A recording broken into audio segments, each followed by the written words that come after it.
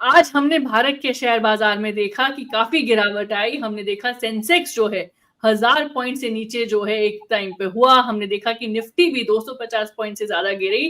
तो निफ्टी और सेंसेक्स में हमने 1% से भी ज्यादा गिरावट देखी आज के ट्रेड सेशन में। और एक्सपर्ट्स का ऐसा मानना है कि देखिए फेड पॉलिसी पर सबकी नजर है। डोनाल्ड ट्रंप जो है जब टेक ओवर करेंगे और वो क्या पॉलिसीज लाएंगे अमेरिका में, उसका क्या असर होगा पूरे विश्व में, खासकर भारत में, वो भी एक तरह से उस पर भी नजर है। तो ये एक मानना है, लेकिन इसको ज्यादा डिकोड करने के लिए हमारे साथ हैं सीनियर बिजनेस इकोनॉमिस्ट संचिता मुखर्जी, हमारे साथ हैं आनंद लड्डा, ये फाउंडर हैं इन्वेस्ट आज फॉर कल के। बहुत धन्यवाद आप दोनों को आपके समय के लिए। आनंद, जो लोग ये सोच रहे हैं कि देखिए आज हमने शेयर बाजार में इतनी गिरावट क्यों देखी, आप उनको क्या कहेंगे?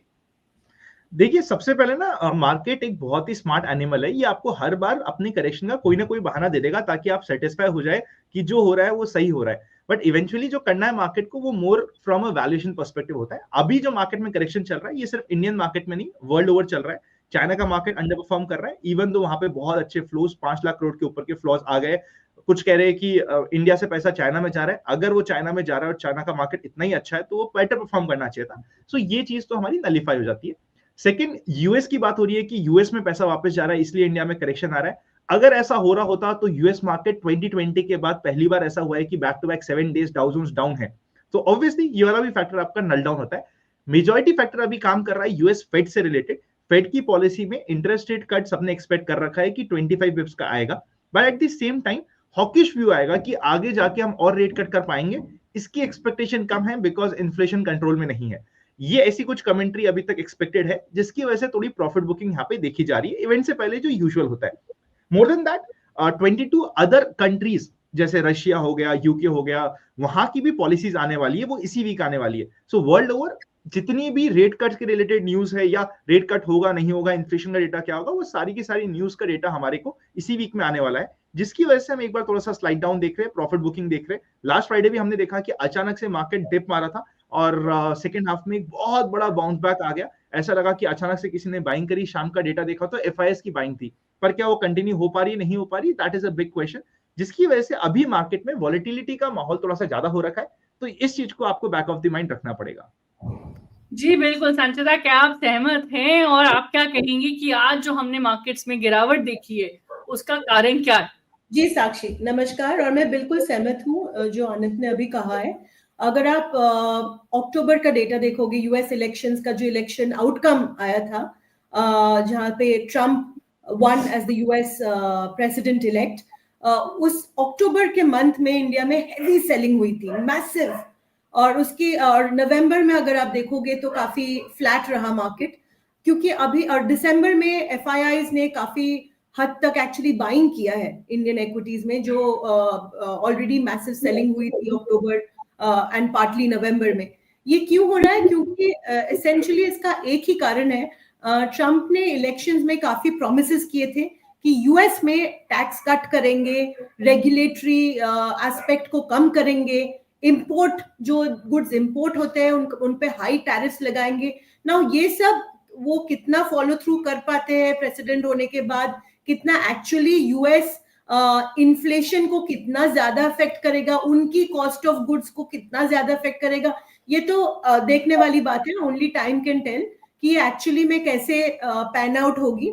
बट ये बात आनंद ने बिल्कुल सही कहा कि फेडरल रिजर्व जाते हुए इनटू 2025 वो कितने हद तक रेट कट्स और कर पाएंगे, क्योंकि अगर ट्रम्प की पॉलिसीज एक्चुअली में इन्फ्लेशनरी हुए, उनका ऑलरेडी यूएस काफी हद तक बहुत बड़ी डेट लेडन इकोनॉमी है, उनका डेट भी मैसिव है, राइट? तो वो डॉलर डेप्रिशिएट ना कर जाए, तो फेडरल रिजर्व को ये सब नजर अंदाज रखते हुए वो अभी अपना पॉलिसी निकालेंगे।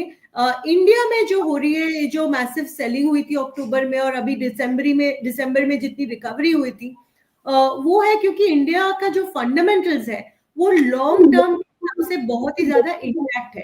क्या हुआ है कि लास्ट 2 साल में वैल्यूएशंस काफी बढ़ चुकी है, बिकॉज इंडिया में बहुत सारा पैसा आया है into the stock market last 2 years. So जितने भी रिटर्न्स बने इन्वेस्टर्स को काफी अपफ्रंटेड हो गए, डॉलर अप्रिशिएट हुआ है फिलहाल, तो काफी एफआईआईज ने प्रॉफिट बुकिंग करके यूएस इक्विटीज में लगाया है। But having said that, India में जब भी एक टाइम करेक्शन आता है या 5% या 10% प्राइस करेक्शन भी आता है, आप massively DII domestic institutional investors की बाइंग देखते हो, FIIs दोबारा आके बाय करते हैं, तो ये मोमेंटम रहती है। नेक्स्ट 6 मंथ्स रहेगी, बट लॉन्ग टर्म के हिसाब से इंडिया तो फंडामेंटली बुल रन मार्केट है।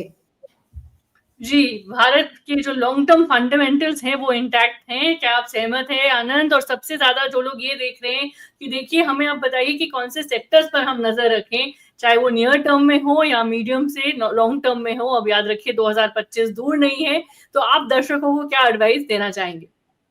देखिए, सबसे इंपॉर्टेंट स्टॉक मार्केट में होता है कि अर्निंग्स आ रही नहीं आ रही।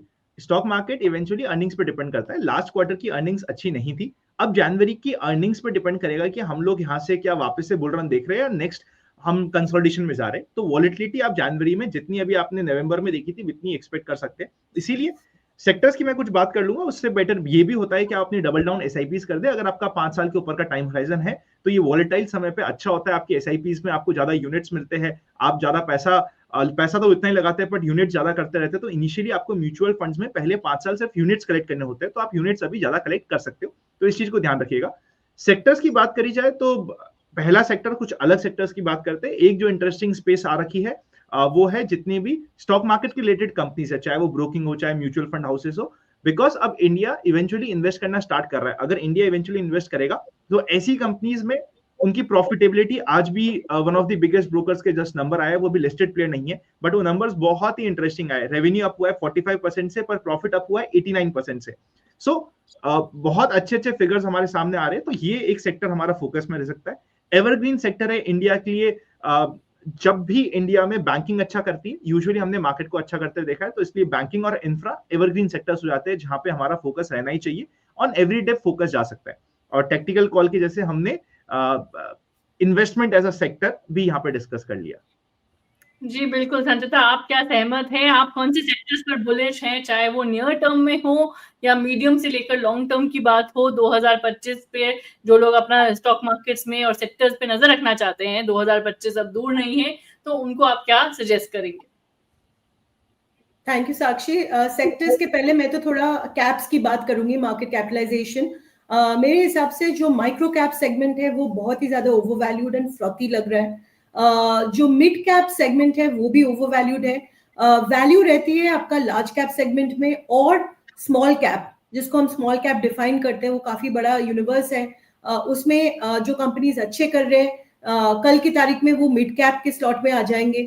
तो स्मॉल कैप और लार्ज कैप में थोड़ा बहुत वैल्यूएशंस कंपेलिंग अच्छे लग रहे हैं। हैविंग सेड दैट, इस इकोनॉमी में जैसे अनंत ने कहा, financial service, banking, I would say IT भी, क्योंकि ट्रम्प ट्रेड्स के बावजूद इंडियन IT सर्विसेज में, IT कंप्यूटर सॉफ्टवेयर हार्डवेयर में जो हमने FDI इनफ्लोज देखे हैं वो काफी स्टेलर है। यहाँ पर कितनी ज्यादा कंपनीज अपने GCCs खोल रहे हैं, बैक ऑफिसेस खोल रहे हैं। So definitely IT sector, financial services, इसमें ज्यादा ओवरवैल्यूएशन भी नहीं हुई है because of the entire credit regulations जो हुई है इंडिया में।